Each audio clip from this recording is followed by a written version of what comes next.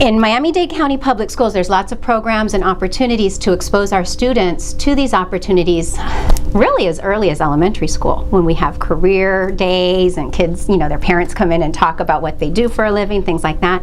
Beginning in middle school, there's programs like 8th graders going to college, where we take them off on campus to local colleges and universities to give them that exposure to it. But the real nuts and bolts of getting into college and everything really begins in high school. Ideally in the 9th grade year, when they start to go into their freshman experience classes and career exploration things, and they're exposed to interest inventories to see what their interests might be. And then as they go on through high school, generally they really kind of pinpoint, or they laser in, if you will, in the college application process long about the spring of their junior year. We also have a group counseling format for our students. In terms of guidance counselors, we meet with our students in small groups the size of about 13 to 15 students, 5 or 6 times a year. So in those settings, we also talk about planning for college or conservatory after high school. So in that process, that's their initial introduction into moving on and being prepared to move into college or into a conservatory environment. Getting started early is the best decision you will make. I've been researching schools for the last 2 years, and I know that some of my friends only started this summer, the summer going into senior year, and they're totally freaking out. They don't know where they want to go, what they want to study, how many visits they can fit in. If you get started early and do your research back in sophomore year as opposed to months before senior year starts, you'll be in a much better mental place when it comes to entering the college application process. Students need to be proactive, and they need to go see the people that will help them and get information. Sometimes that person may be the guidance counselor, maybe the college advisor here in the county public schools, or maybe their teachers in the classroom. So they have to be proactive and bring up the discussion. If they wait until the end of the last semester in high school, they may be late in pursuing some of their dreams, and it may take them a little longer, but their dream is achievable. They can go to college, or they can go to university. Sometimes we don't have the interest or the motivation in 9th grade. They come out of a middle school and they're in a high school, and so to kind of get them more focused on this, there are a number of classes and electives that students can take to spike their interest in it, as well as presentations that various members of our student services departments come in and do, our CAP advisors, other counselors, to expose the students to this. As far as the students themselves, once they are in their junior year, we then, as I say, intensify our orientation for them as it relates to colleges. We start to, there is a particular mechanism that we use. It's called the GPA game, but it is an activity designed to sensitize students to the types of things that colleges and universities are looking for in the admissions process. It's a lot of fun, but it also provokes very good discussion, and again, it keeps them aware of things like colleges looking for their exposure to very enriching summer activities, or colleges being more prone to students that are very involved in terms of their high school activities. So those are things that in their junior year we start to really zero in on, so that they are aware of it. Students need to begin applying to college and begin the application process at the very beginning of their senior year. Many of them do it begin the process that summer between their junior and senior year, preparing all of the stuff that they're going to have to do after they've done the research for their various colleges and universities, because every school is going to want something a little bit different. But right when we begin the fall of the senior year, the student begins applying with the application, getting their transcripts where they need to go, to the schools they're applying to, their test scores. Students also who are going to college need to begin planning their junior year with the testing that's required. Most of the schools obviously require SAT and ACT exams, and students really want to begin taking that in towards the end of their junior year. The SAT is a test of your knowledge and how you use your knowledge. It is meant to make you think. It's not rote. It doesn't give you back. It's not give me the information back the way. You have to actually analyze and figure out. You're not allowed to guess. It hurts you. There's a penalty actually for guessing. There is a situation where the ACT is more content-based. It's what you've learned in school. It's how to use a chart, how to analyze with just the facts that they give you. It's faster paced. You have to be able to think on your feet. You have to be willing to give up and guess. And that's a big difference between the two tests, is that one, you are going to try your very best, and if you don't know the answer, you're going to let it go and leave it blank. Very hard for a lot of people to do. And on the ACT, you're going to just go ahead and pick your favorite letter and move on. The ACT and the SAT is normally given by our CAP advisors or the test chairperson that is in all of 37 high schools here in Dade County. Each student should take advantage of these tests because once they become a senior or a junior, they are entitled to 2 waivers, 2 for the ACT, 2 for the SAT. These waivers are given to students who apply and gain free and reduced lunch. These are essentials because these tests are very expensive. The College Board and ACT are 2 very reputable companies. They're they allow the colleges an idea of how well you'll do in college. They're equal. There's no difference. You can get into a college with just the ACT or the SAT. My suggestion always has been that you take both tests, and then the one you do better in or the one you're more comfortable in, you focus on for the second or the third time. These tests are very essential to students gaining admissions to the college or university of their choice. Also, these tests are very essential for substituting them for the FCAT. Some students have problems passing the FCAT, and either of these tests can be substituted for the FCAT, whichever part the student he or she didn't pass on the FCAT or didn't meet the concordant score. The origin of AP classes was based out of College Board many years ago when I first started guidance. The theme behind AP was that you get a college level class in a nurturing high school experience. It didn't matter if you passed the test. It mattered that you learned the subject matter in an in-depth way with analysis, and that's why they do the DBQ, and that's why they have the analysis of times in history, and it's not just rote memory. Over years, in the competitiveness of our American nature, AP has become a little bit more than that, and passing the test has become important in a lot of schools, and it's not just taking the test, not just taking the class to learn. It is about passing the test. As a guidance counselor, our last session with juniors, last group session with juniors, is one where we get very specific as to what we recommend that they do over the summer months to prepare for the college application process. Oftentimes, especially where the state schools are concerned, they can begin that process over the summer in terms of making application early in August. So they are given that information. We also ask them to use that time to prepare their essays and start to work with them and finalize their essays that they will need for their college applications. That's also a time period when we recommend, if they have not already, if they're able to make college campus visits so that they can get a good sense of what colleges fit them and what they're looking for. So I have to encourage every high school student. If I were a high school student today in the 21st century, I will be doing all that I can to learn what I can do to ensure my success, making early connections to the college, talking to my parents about those endeavors, and as well as making a visit, as I said previously, as that early connection to the institute to learn more about the expectations and to ensure success. So I actually ended up coming up with a list of schools and then going to see them, but it helped me to decide whether or not I would keep the schools on my preliminary list.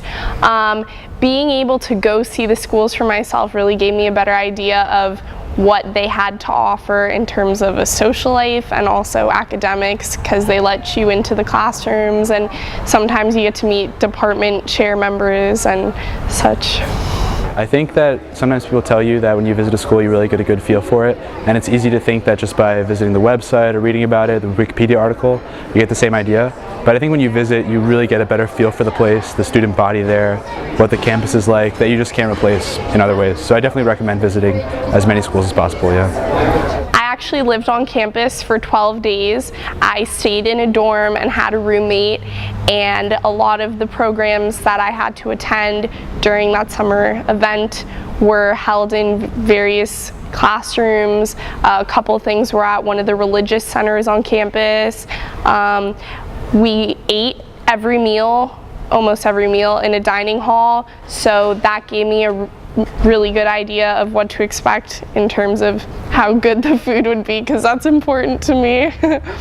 I also got to see how students who were not affiliated with my program and were instead actually affiliated with the college function, whether or not I saw kids out for a jog indicated whether or not the campus had an active student body.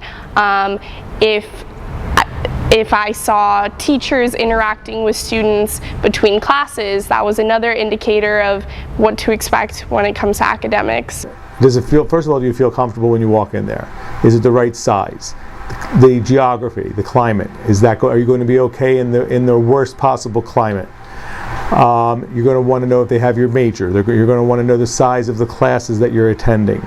Are you going to be sitting in a class with 300 kids, or are you going to be sitting in a class with 30 kids? What fits your learning style the best? You're going to look at the dorms. You're going to get an idea of, is this the lifestyle you want to live? Do they have co-ed dorms? Do they have one-sex dorms? You're going to want to maybe look at go taste the food and go see if the food's palatable to your tongue. If you're one ethnicity, if you're a minority in that school, are you going to be able to enjoy the culture that you're moving into? Are you going to be able to experience something new? Are you comfortable away from being home? So the geography part's a big piece. Sometimes money is a factor in terms of buying airline tickets and staying in hotels. When that's a deal breaker, there's always the option of virtual tours, which a lot of schools offer online now. You have to make a list, like when you go shopping. If I'm going to make a salad, these are the items that I want for my salad. So choosing a school is like making a salad. You're going to choose the school that fits your needs. If you've been accepted into 5 top schools, what are they offering to you?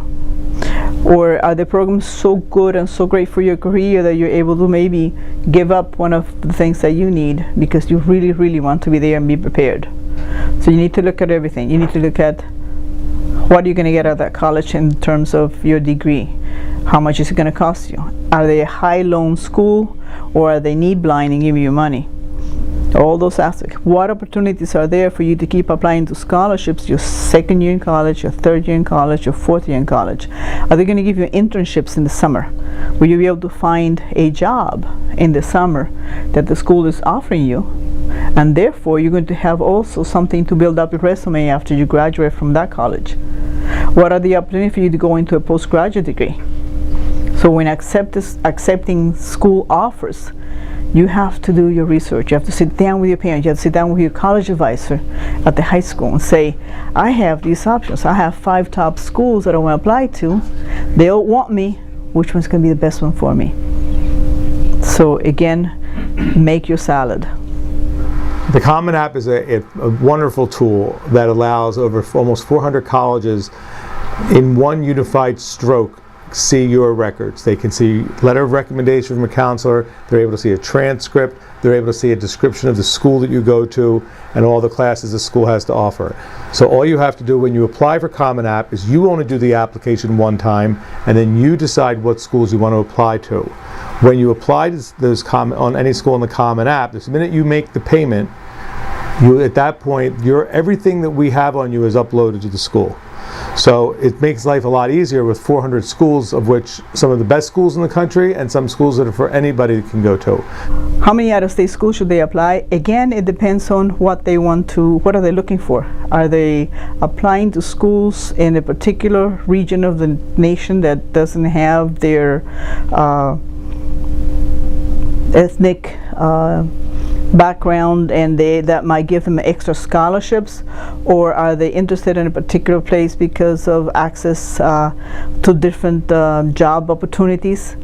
Again, out-of-state schools depends on many reasons. They need to sit down and then decide them. Are they being offered scholarships in a particular school of the nation that's going to be too far away, but that's not where they're going to be happy? Think about it. That's something that needs to be thought out. Now, in terms of applying outside of the state, of course, there is a broader range in terms of conservatories and things that are available to them. In that case, some of your upper tier schools, of course, are out of the state. But again, in most cases, they require students, in order to attend them, either need, because their academics, need to earn, significant scholarship monies, or they, if they're lucky enough, come from families that can afford to underwrite it, or they can take out the loans or what have you. Peer pressure affects kids in so many ways. It affects them with use of drugs, with sex, with choice of friends, with your values and your ethics. And eventually it has such a deep impact on you when it comes to your college choice. And it's okay, it's not okay that you fall to peer pressure, but it's normal.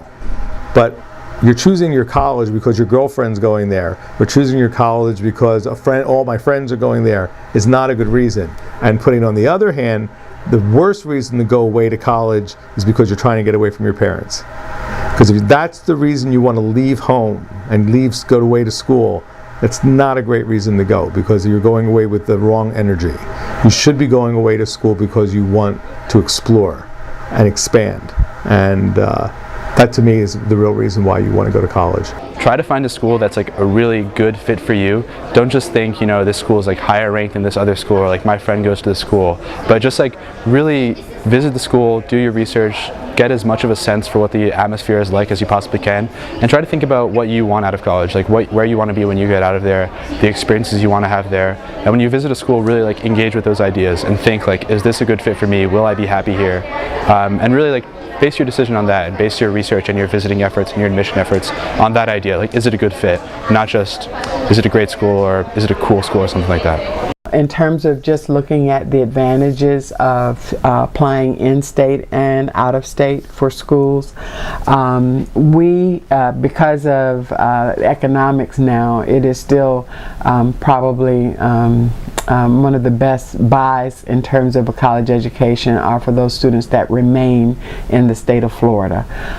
So that, and one of the major pieces of that is the Bright Future scholarships, which are available to students in Florida based on their academic achievement. It's not a competition. If they meet certain criteria, then they receive the award. So that for most students, the trend, as we're finding it now, is because of economics, they will generally do their undergraduate work in the state of Florida. They look into the school profile, the opportunities for them to take accelerated courses, the opportunity for them to excel in what they have available. That's what the students need to look at from 9th grade on. At the beginning of their 9th grade, they need to sit with the counselor to say, what are the classes that I need to take that have rigor, that will help me get into good colleges where I can excel later on in my profession. The grade of the school doesn't affect the admissions. The academic record of the student is what affects the admissions. Are they prepared? Did they take the hard classes? Did they put the effort into making the grades in those classes? Not the grade of the school.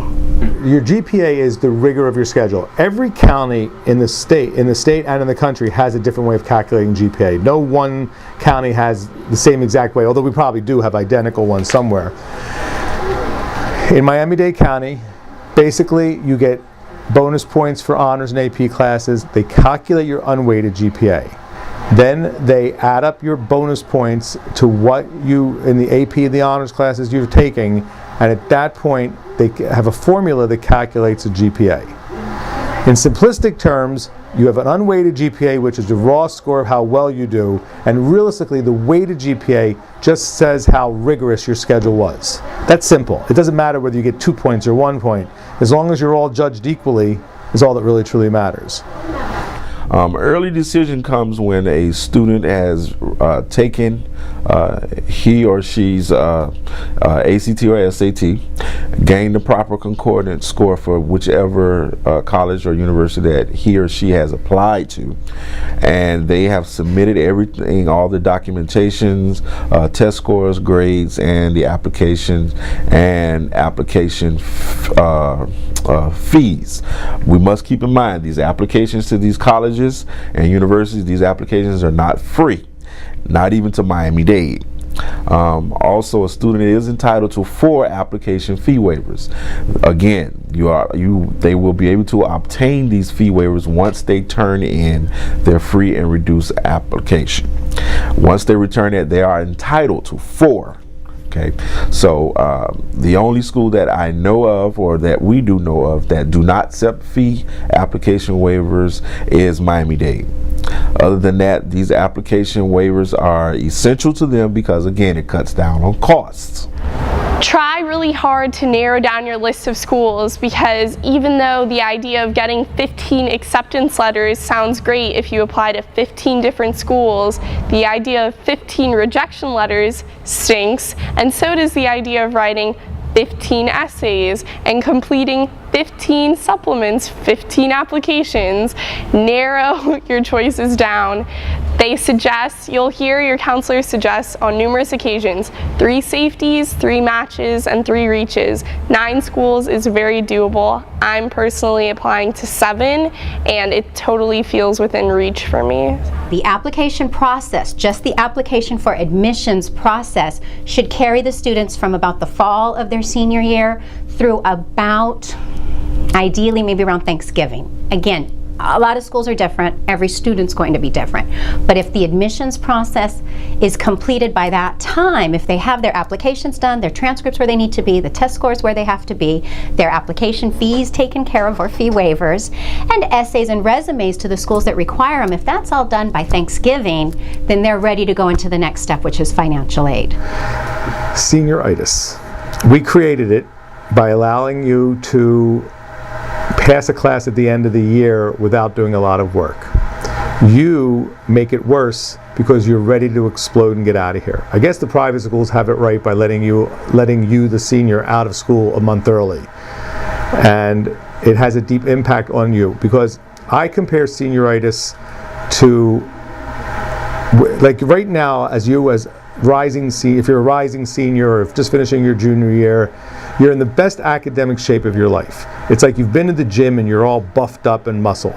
And now you go to senior year and you really use those muscles to do the applications, you write all your essays, you've done all your applications, and here comes December, you've been going, you're just like at the gym, you're all buffed, pumped up, you're really all muscular, and now you stop going to the gym. And you sit on the couch and you play your video games and you watch TV and you talk on the phone and you go to parties. And then you get back to college and the party stuff's still going on and the lifestyle, the nice relaxing, you're real well prepared for that part of college. But you're not in shape for college.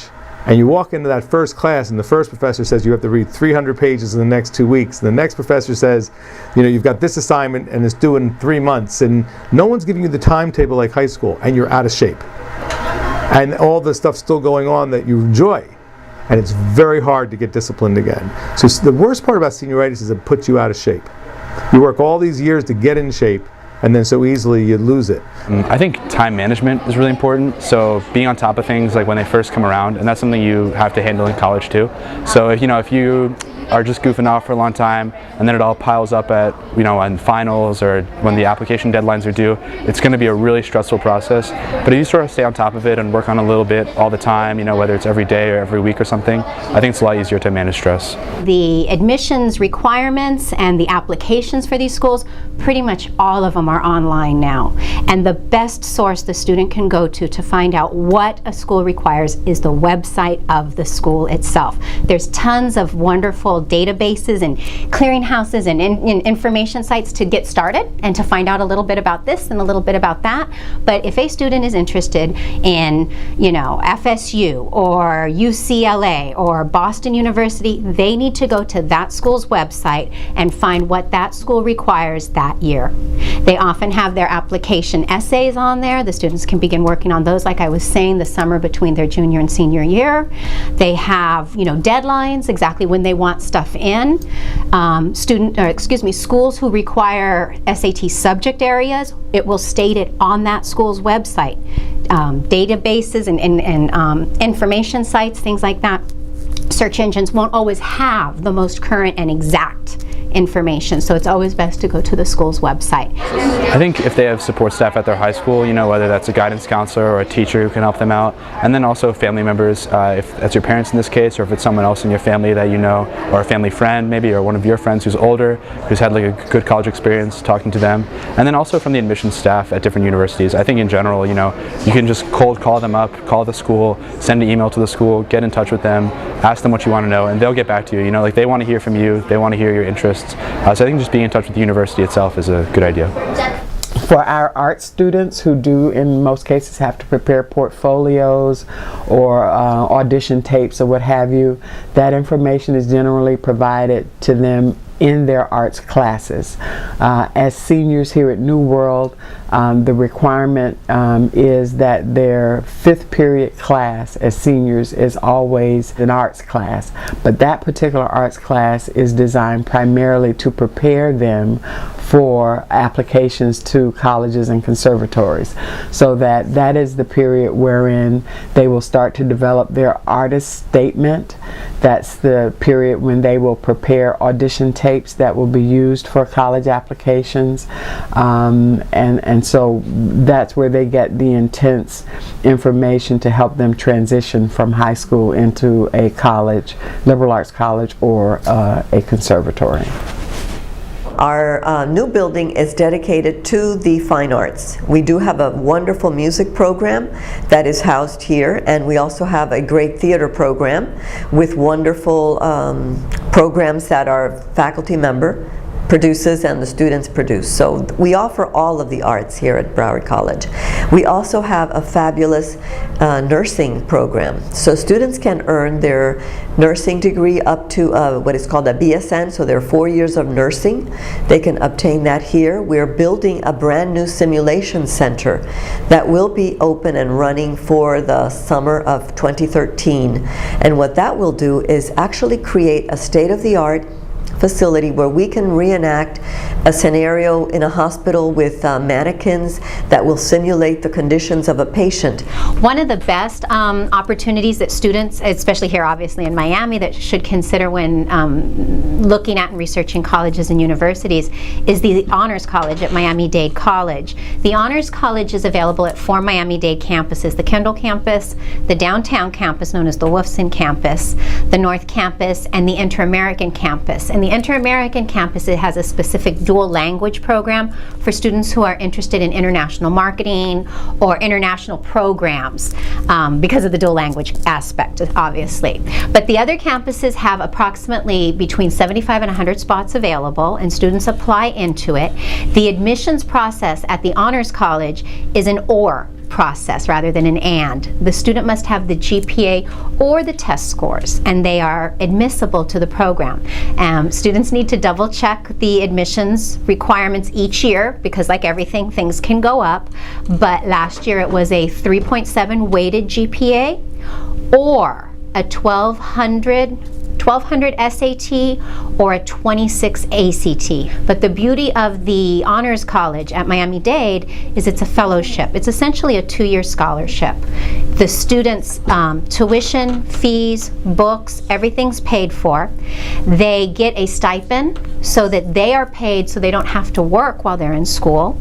They have study abroad opportunities, And they also have an articulation agreement. The Honors College of Miami-Dade has an articulation agreement with over 67 universities across the nation.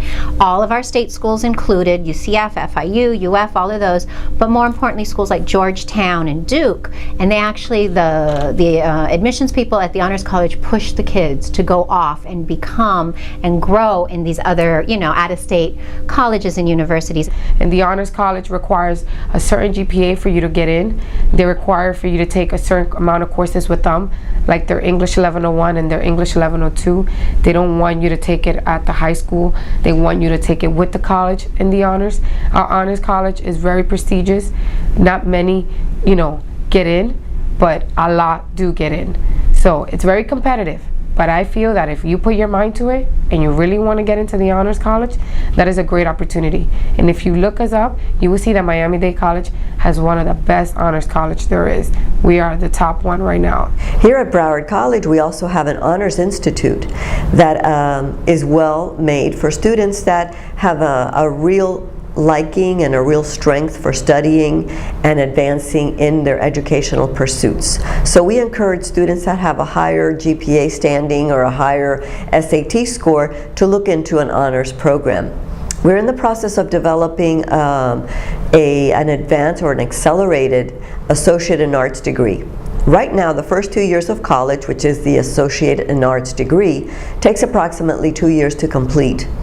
But for students that are technologically savvy and have the ability to complete courses in a faster time frame, we're going to be offering that so that you can complete it in 1 year. It's not quite set up yet, but we're working to develop that. They say, I don't want to go to Miami-Dade. And when I've been to the orientations or when I've been to college fairs, I've been to a lot of college fairs this past year and in 2011. And I see a lot of the students, they pass by the Miami-Dade College table and they're like hesitant whether to approach us or not. And I want to say something about that. Miami-Dade College is a well-known school. Now we even offer bachelor programs at the school. And a lot of people think that, oh, Miami-Dade, everybody goes there, and they underestimate us. But Miami-Dade is a great school. It's a great opportunity. An opportunity offers everything. So I believe that students should not look at us underestimating us. Oh, let me just go to another university. This is an opportunity for you. This is an opportunity for you to pay less in your tuition. This is an opportunity for you to get your associate in arts, transfer to another university. For those of us that we didn't have the best experience in high school, for those of us that may not have the best GPA, this is where it starts. Broward College, I think, is one of those great kept secrets here in South Florida. We have produced the majority of the Jack Kent Cook Scholarship winners in the nation, and that's a pretty prestigious award that we have been able to win consistently in the past few years. We have great faculty that are here to help students. We are a teaching institution, which means that we focus on the student and what they need in order to complete their goals. Johnson & Wales University is traditionally a business school. It was founded in the early 1920s in Providence, Rhode Island. We currently have 4 campuses across the United States. We have a campus in Providence. There's a campus in Denver, Colorado. We're also in Charlotte, North Carolina, and then North Miami, Florida is our 4th campus. Across all campuses, we have lots of majors. There are a lot of majors to choose from. However, Johnson & Wales is renowned for culinary arts and hospitality. Currently, we're ranked within the top 5 in the U.S. for schools in culinary arts. And so students come here from all across the world. Right now, we just actually flew in about 30 students from China that are coming in for this new class of 2016. And a lot of students come here to really pursue their dreams, whether they want to be a top chef on the Food Network, if they want to run a hotel, if they want to work on a cruise ship, plan events. Those are really what Johnson & Wales is known for. New World School of the Arts College is a fully accredited 4-year program for those students that are interested in careers in dance, in music, in theater, and the visual arts. to earn either a Bachelor of Music degree or a Bachelor of Fine Arts. It is a special arrangement that involves a partnership with the University of Florida and Miami-Dade College. So it affords them the opportunity to earn these degrees right here in Miami, but the degree is conferred by the University of Florida. One of the things that is, I think, a great benefit that's offered here is that the classes are small. And so there's a small student-to-teacher ratio, and students are able to get one-on-one attention and very close attention from the faculty here. In terms of being able to access and gain entry or acceptance, admission into New World School of the Arts College, one of the special things is that it's by audition only. Now the program is very intense, with students pursuing their arts classes in the morning and their academic classes in the afternoon. We have state-of-the-art facilities in terms of studios, as well as the Wynwood Arts area, where we also have an additional gallery, as well as the gallery located on the campus for them to use. But it is a very intense program, very close to being a conservatory type education in the facilities that are provided. The purpose of what we're now a state college is to help students get a four-year degree. So by that, we either offer the Associate in Arts, the AA degree, and then you can transfer to another university, whether it be the University of Florida, University of Central Florida, FAU, which is located right here on our same campus. And that's one of the benefits of the central campus at Broward College. We have Florida Atlantic University, and we have a great partnership with them so that our students can transfer automatically right to the same campus and finish their four-year degree. They don't even have to leave the city. So it's a great benefit. You come to the college, you do your admissions, you do your exam, now you show up to advisement. I'm also an academic advisor, not only the dual enrollment coordinator, but you'll see an advisor like myself.